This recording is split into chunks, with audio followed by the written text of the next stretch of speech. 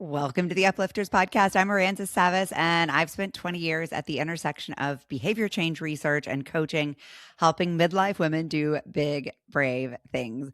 I'm smiling as I say this today because today we're going to do something really brave. We're going to talk about sex. And just saying that word still makes me sort of like nervous giggle, which honestly, I thought I would be over by age 51, but alas, living proof right here that I am not.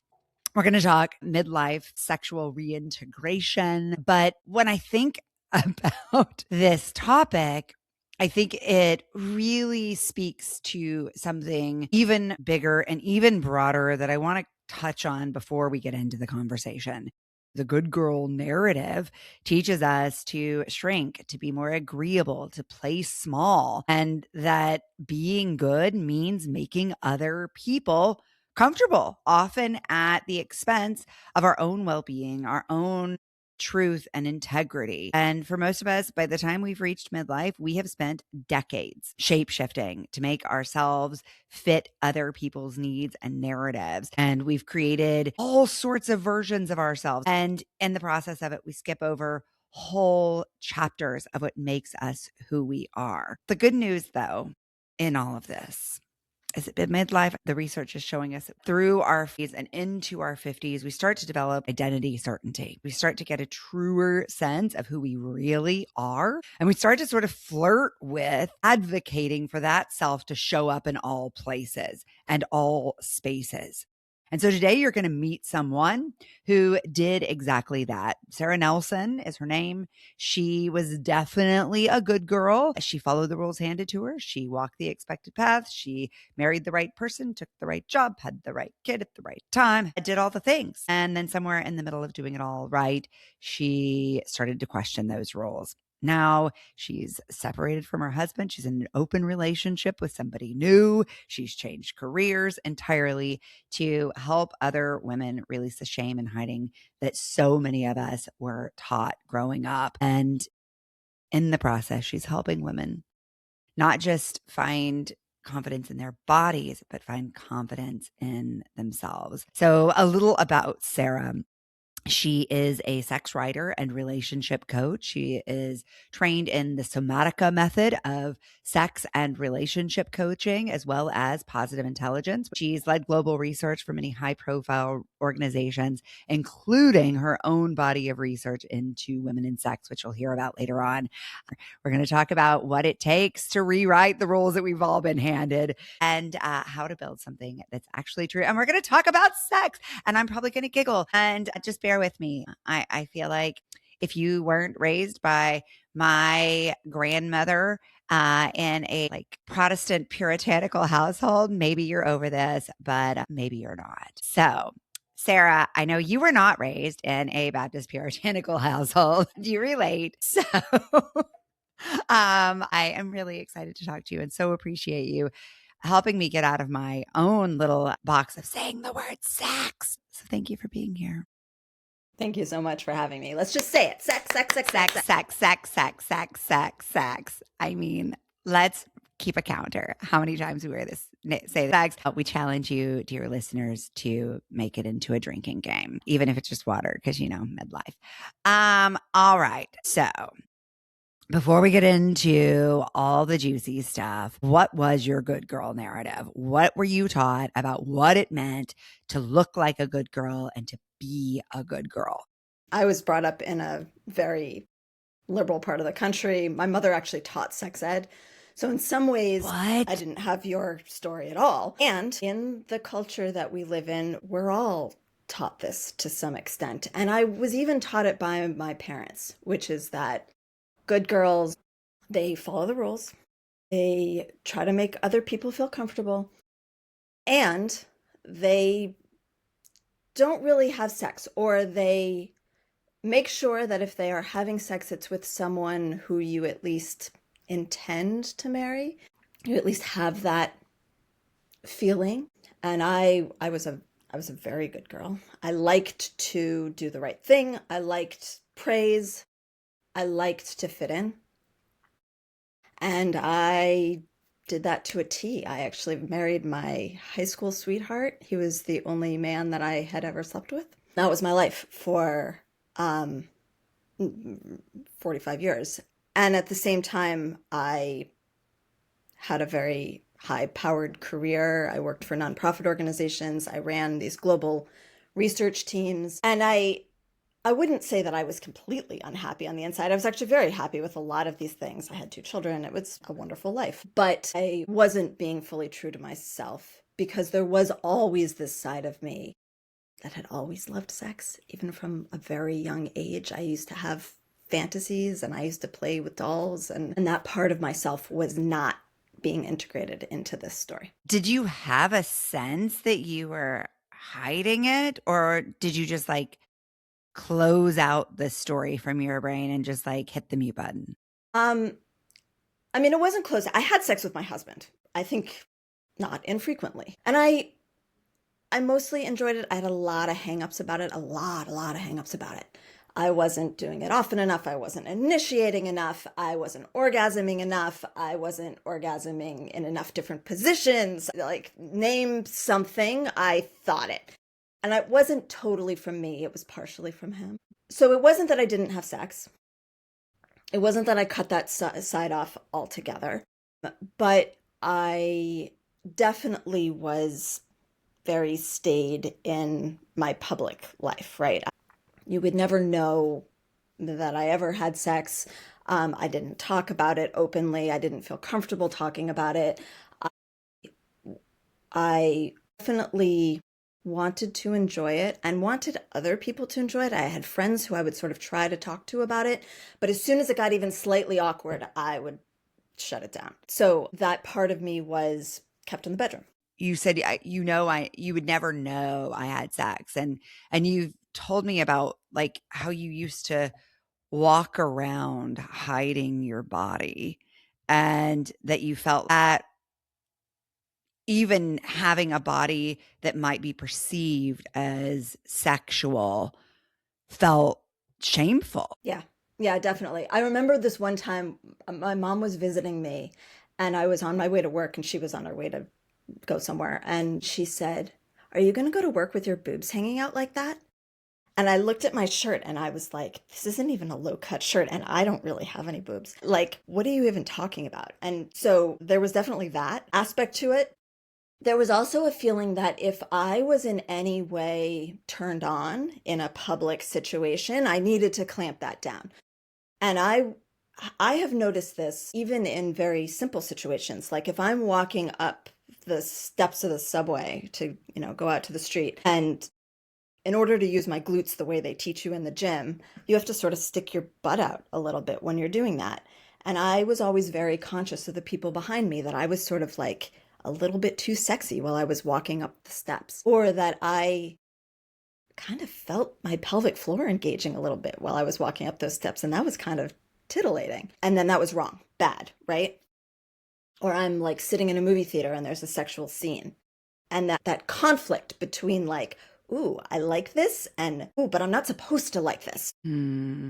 And so if I'm not supposed to like it, then what can I do about it? I need to push it down. And when you're doing that all the time without realizing it in everyday life, because there are sexual situations, and especially in our society, there's sex all over the place, right? It's hard to then be totally free and comfortable when you're actually supposed to be having sex, when you're in the bedroom or you're, with your partner or you're alone masturbating.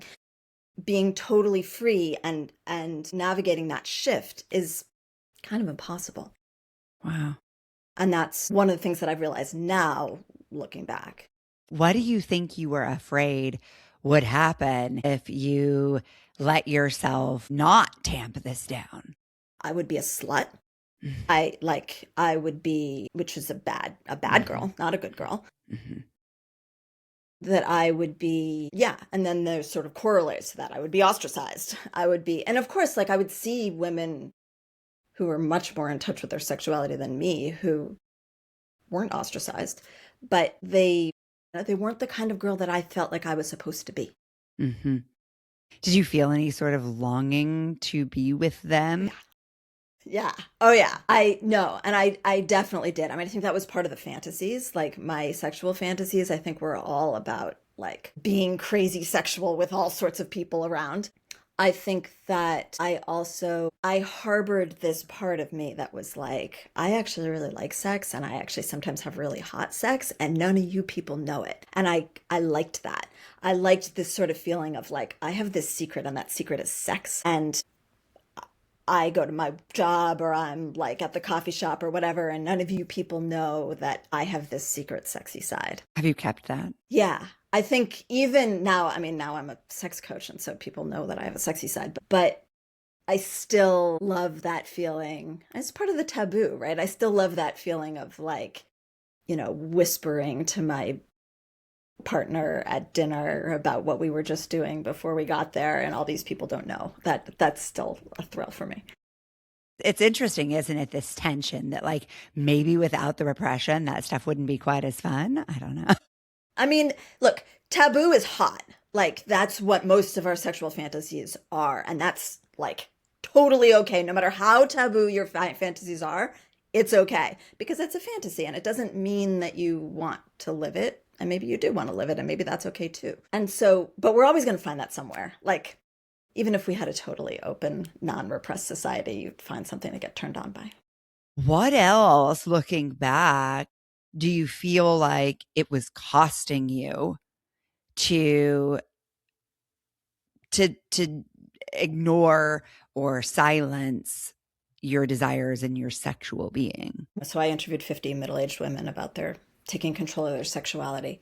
And one of them said to me, it's like I wasn't operating on all four cylinders. And I think that that's a really good analogy for how I feel now in retrospect. It's like there was a part of my body that I was not communicating with, that my mind was not communicating with, and that without that part of my body, I wasn't a whole person operating in the world. And when I am in touch with that, I'm more relaxed, I'm more confident. I mean, I actually literally, before this interview, was nervous and thought the solution to being nervous is to think about my pussy. And I know that sounds crazy, but when I like let the blood flow all the way through is when my nervousness calms down. By cutting off your circulation and cutting off your awareness of your whole self, you're cutting off a source of strength and a source of confidence. And it's not just confidence in the bedroom. It's confidence in your personal relationships with your kids, with your parents. It's confidence at work. I've had women tell me that once they got in touch with their sexuality, their business took off. Mm. It's amazing how connected it is. And on the one hand, you can think, this is silly. Being in touch with your sexuality has nothing to do with these things. Or you could say, maybe that kind of makes sense. But if you really, really think about it, when you're telling your body those feelings aren't okay, you're causing yourself anxiety. You're disrupting your free flow of your thoughts. You're disrupting the way that the energy flows through your body, if you want to be a little more woo-woo about it, or just the blood flow. You're cutting things off. Mm-hmm. It's going to make you more, it's going to make your mind a little bit in two places. It's going to make you less yourself. At what point did it become untenable for you to keep editing and to start making this move toward embracing this side of yourself? So I'd been married for 20 years, and I had a friend who came to me and said that he had opened his relationship. And when he told me this, I thought, that's what I want to do. I want to explore my sexuality. I want to be able to do that. And I've sort of maxed out what I can do with one person. And my husband was remarkably supportive of my personal exploration. So I did that. I went on OkCupid. I started having dates. And I was kind of shocked at what I learned about myself when I wasn't with him. And how different I was with different people, how the parts of my body that felt good or didn't feel good that I didn't know. And I started to think, what does that mean about other parts of me? It's not just sexual. What other things can I learn about myself? So I went into therapy and I started exploring other things about myself. And I realized two really big things. One was that I was trying to be who my husband expected me to be, which I think is a pretty common midlife narrative, right? But the other thing that I think is really important that I think we don't talk a lot about in the midlife empowerment story is that I was also waiting for him to change so that I would be happy. I was waiting for him to be the answer to the things that I was dissatisfied with. And I was harping on all the things that I felt like he did wrong rather than saying, what do I want to change? And I think the sort of the bottom line of that is that I needed to get in touch with my own desires so that I could ask for what I wanted. And that part of the story had been cut out for me. And so then when I did that, then he and I basically realized that we were not compatible, even though we thought that we were. I have a great relationship with him, and we've both been able to grow a lot separately in a way that we couldn't together. And now I'm in a relationship where I'm much more honest with myself. I'm much more self-aware, and it's much healthier. Well, let's go back to that first moment of major honesty with yourself when your friend said, I'm opening my relationship. And you were like, I want that too. That feels like a pretty giant leap from I'm just going to do what's good and I'm going to suck my butt in when I climb up the stairs and I'm going to cover up my cleavage when I go to work. So what happened there that you had this completely different response? I'm sure there were like little things along the way that I had been sort of pushing down. I definitely had this feeling somewhere around when I turned 40 of this sort of case of the fuckets sort of feeling of like, I just don't care about things that I used to care about. So there was that piece had already started to change. There were definitely feelings of why did I always care so much about how many people I had sex with? Like, why was it so important to count and at this point, I could count how many people I had kissed. Like this was, I was 48 years old and could count how many people I had kissed on two hands. And it was like, why does that matter so much? Like, why do women care so much about the number? Is it possible, theoretically, to get yourself to not care? It was those kinds of questions that I wanted to answer for myself. So I think it was sort of like, oh, there's a way to do this. I had all those questions, but I didn't know what to do with them. And then somebody was like, oh, you could do this. You can not blow up your life. You can like stay in your marriage and also get the chance to explore these things. And I think that was like a thing that clicked for me. And it's definitely something that I notice in a lot of women that I talk to is that you kind of need an example or I can relate to that. Maybe that would work for me kind of thing before. And that was actually why I started interviewing so many women, was because I felt like people don't tell these stories. And because they don't tell these stories, other people don't have the chance to say, maybe I could do that, or that resonates with me. And I think that was what that moment was for me. Yeah, I'm writing my entire book as a compilation of science and stories. And for that very reason, because I think we need research to help normalize our experience. And then we need stories to help us see beyond our individual circumstances and paths. So I love that example. I think that makes a ton of sense. And what I'm taking from what you just said is, as you said, I saw that this guy had figured out a path that didn't blow up my life. And yet, right, like it was an entryway to changing so much about your life. And when I asked you in the beginning, like, what was being a good girl giving you? I'd say, if I had to summarize it, it was fitting in. Right? Like your mom's worry about your cleavage was that you would not fit in, that you would somehow be judged. Your worry about being seen as sexual were about not being accepted, not fitting in. And now you are a mom of two young kids who is in an open relationship and separated from your current partner, and all these things that I think probably a few years ago you would have been scared of as the outcome. And so, what has that been like to sort of wade your way into self acceptance? And I'm assuming sort of release some dependence on external validation and acceptance. Yeah. Yeah. No, that's been huge. And for me, it's been a lot about that same thing of like, I need to get in touch with what I really want and separate that from what I was taught.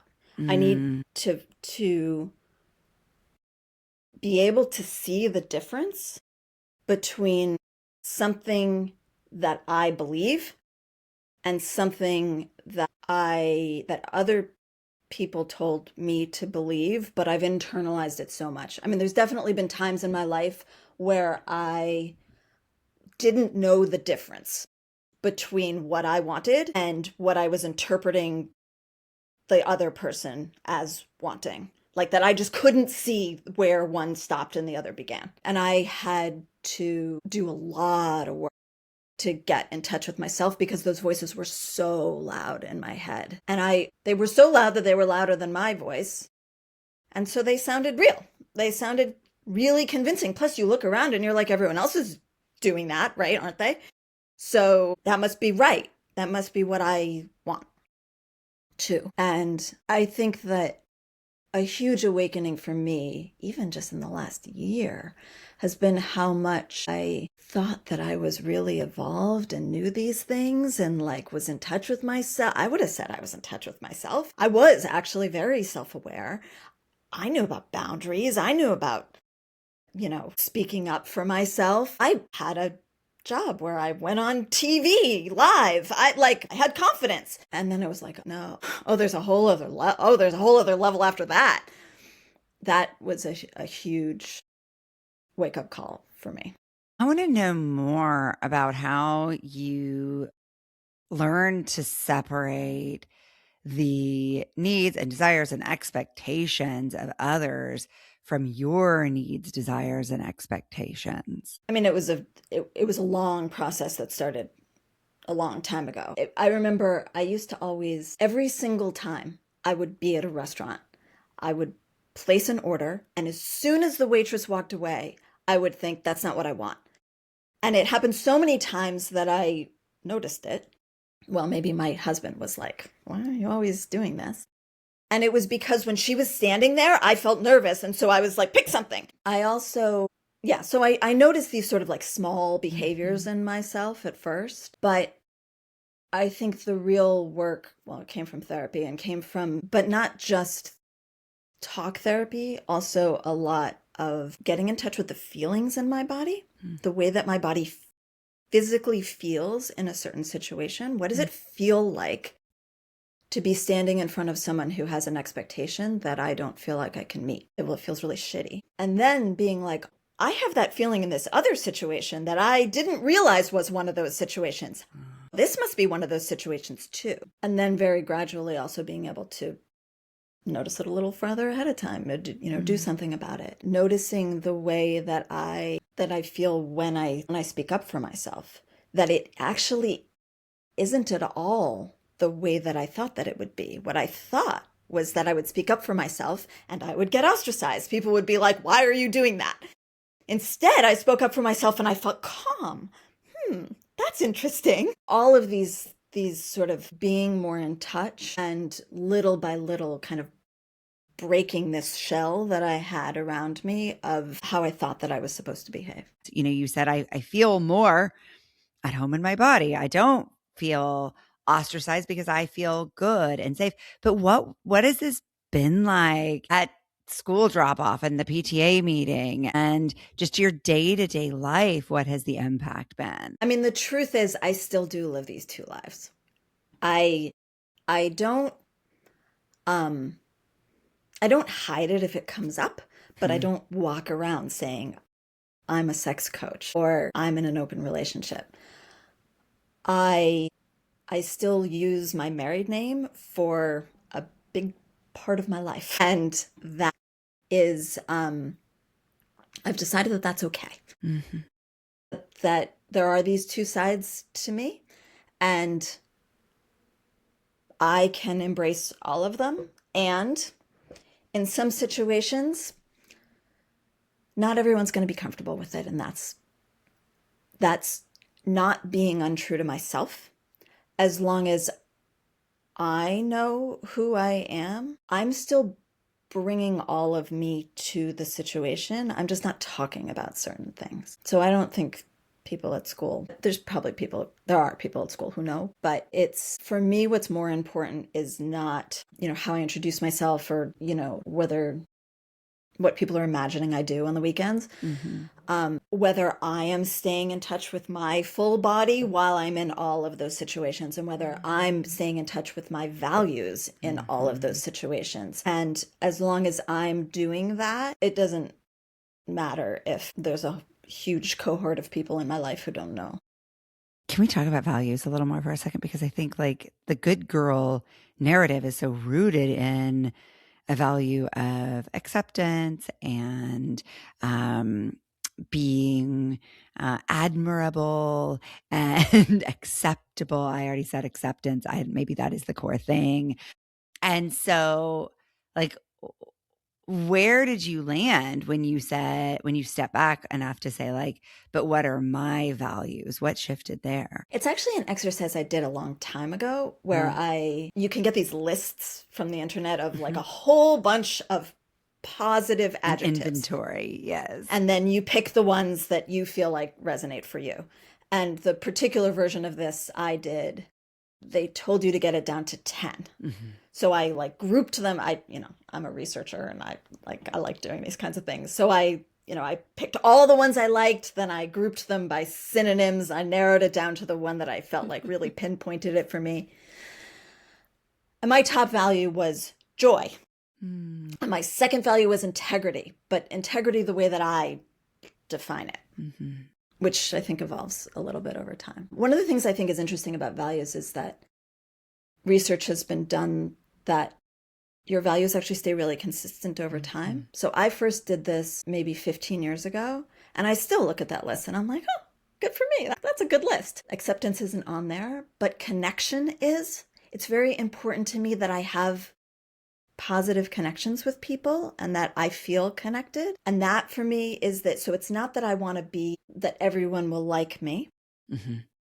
And I also don't want to be ostracized. I don't want to separate myself. Mm-hmm.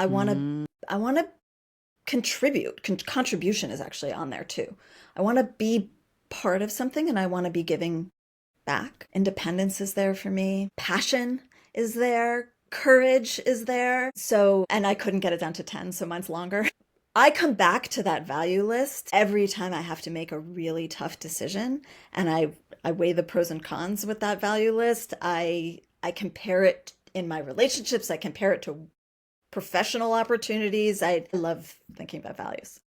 Well, and it's so incredible to have this conversation with you and then to hear your values, because you mentioned one of them is integrity, right? When we talk about integrity, that is something that tends to increase in midlife, that we have, as research has shown, a tendency to edit and change our lives to bring us more into alignment and integrity with who we really are and what we really care about, and to be more values led in our choices.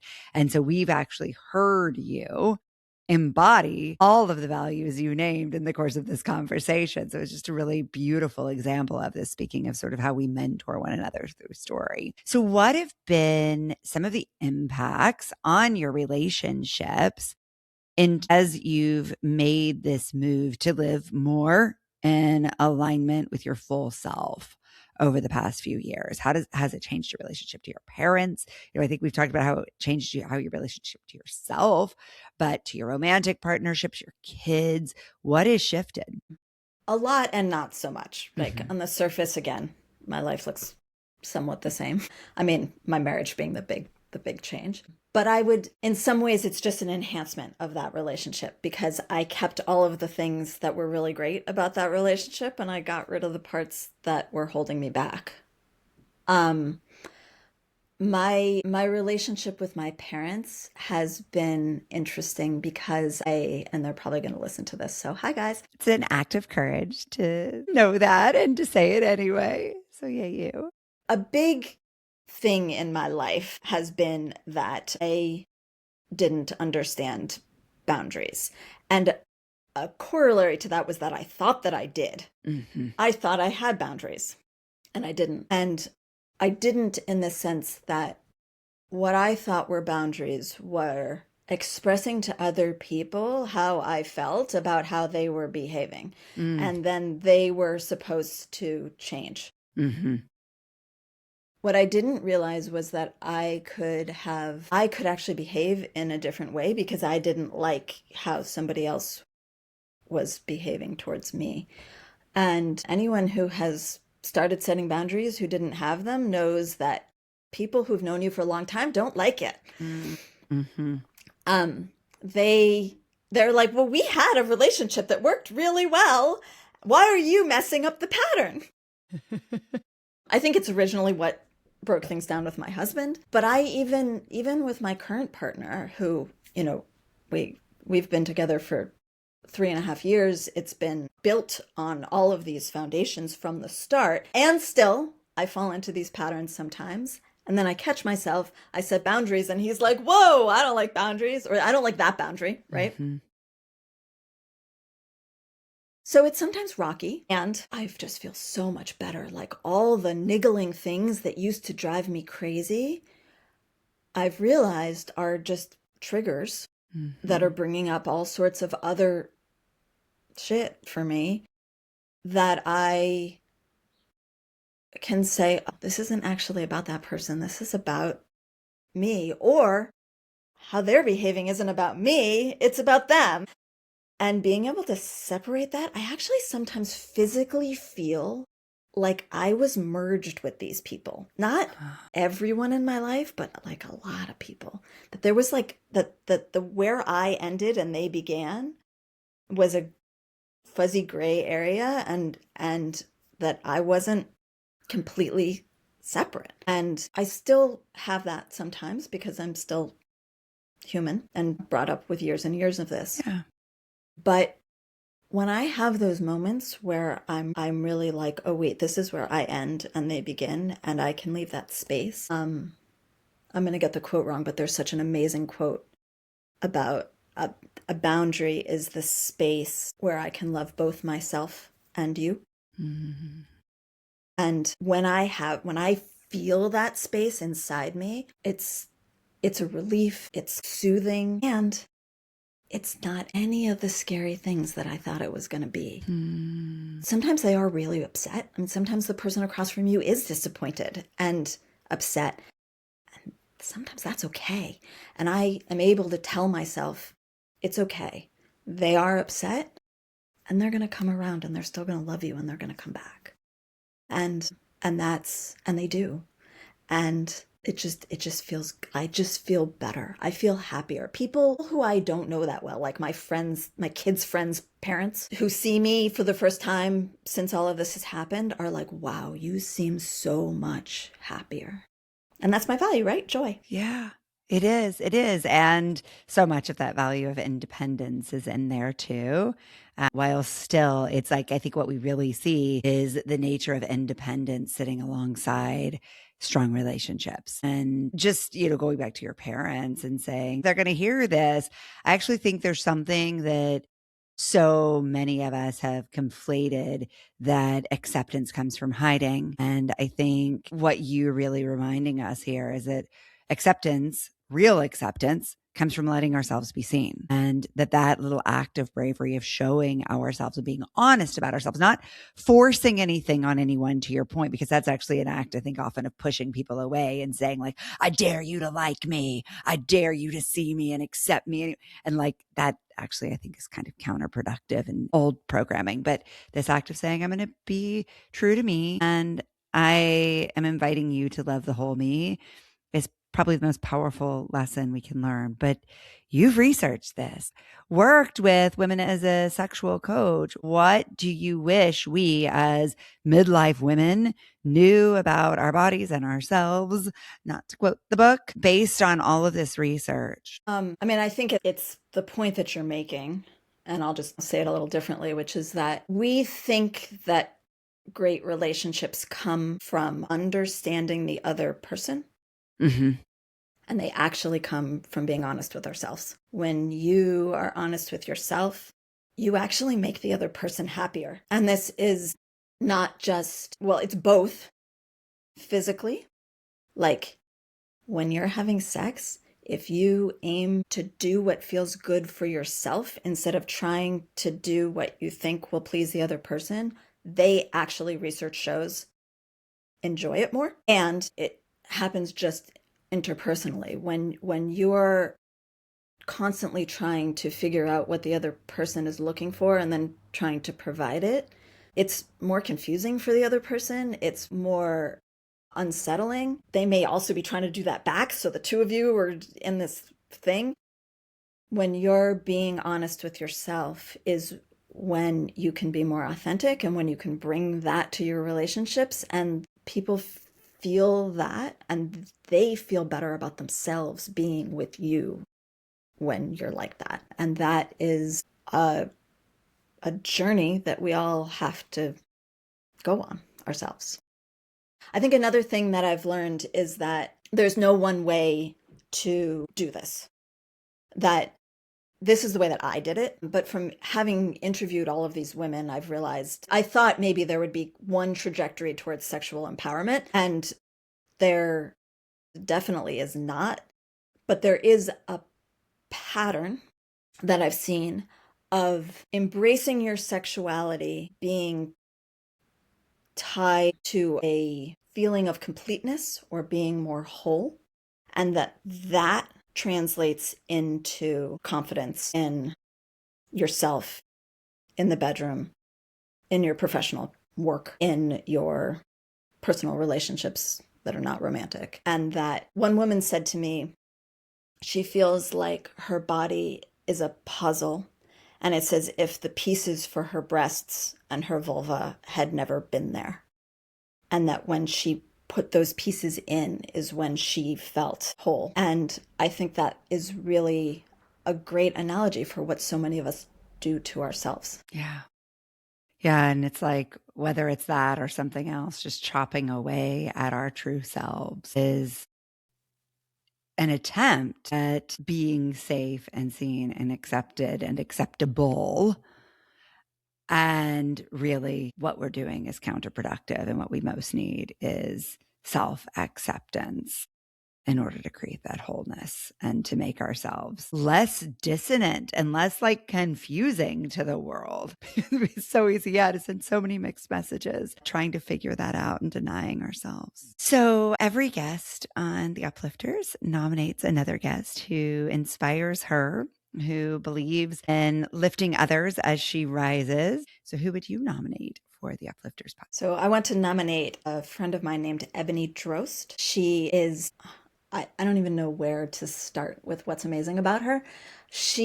I'll start with, she's neurodivergent, and she has embraced that in a way that I don't see a lot, which is that she can bring something that other people can't. And who she's bringing this to is pregnant women. And she is building a practice around her intuition and being a doula, but also being a coach, and helping these women experience everything from just feeling more connected to orgasmic birth. And I think she's amazing. Wow. Wow. So as uplifters, we love to uplift other uplifters. How can we support you and your work? So I have a Substack where I write about the stories that women have told me, and also about scientific research on women and sex. It's at sarah.nelsoncoach.substack.com. I am a coach for women, also for men. Send your men my way, because they also suffer with all of these societal things, and it affects them in a very different but equally troubling way.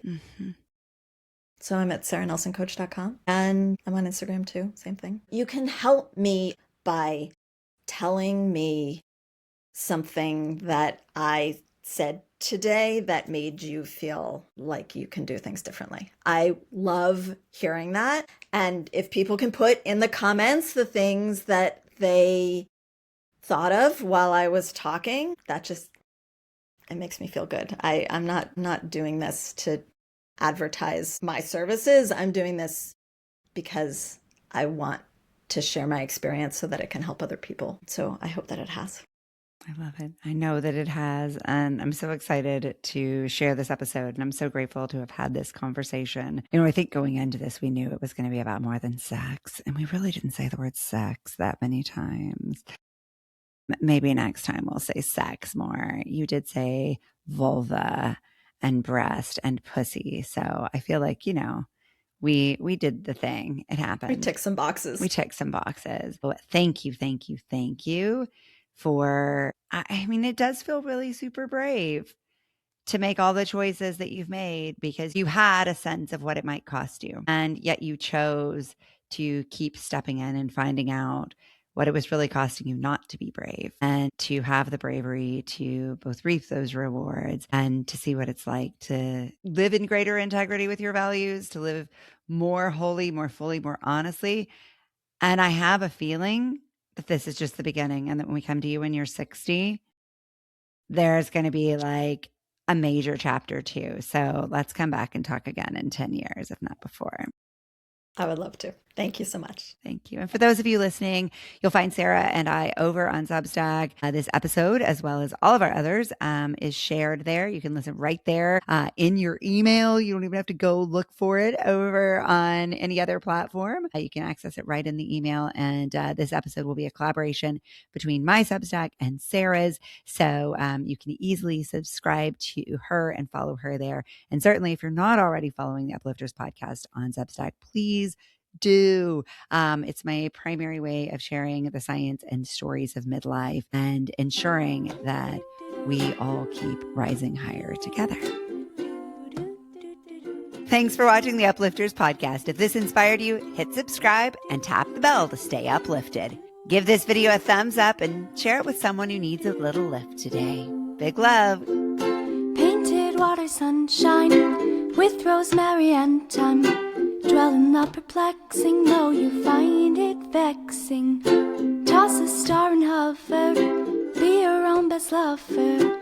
Relish in a new prime, plant a tree in springtime. Dance with idle hindsight, bring the sun to twilight.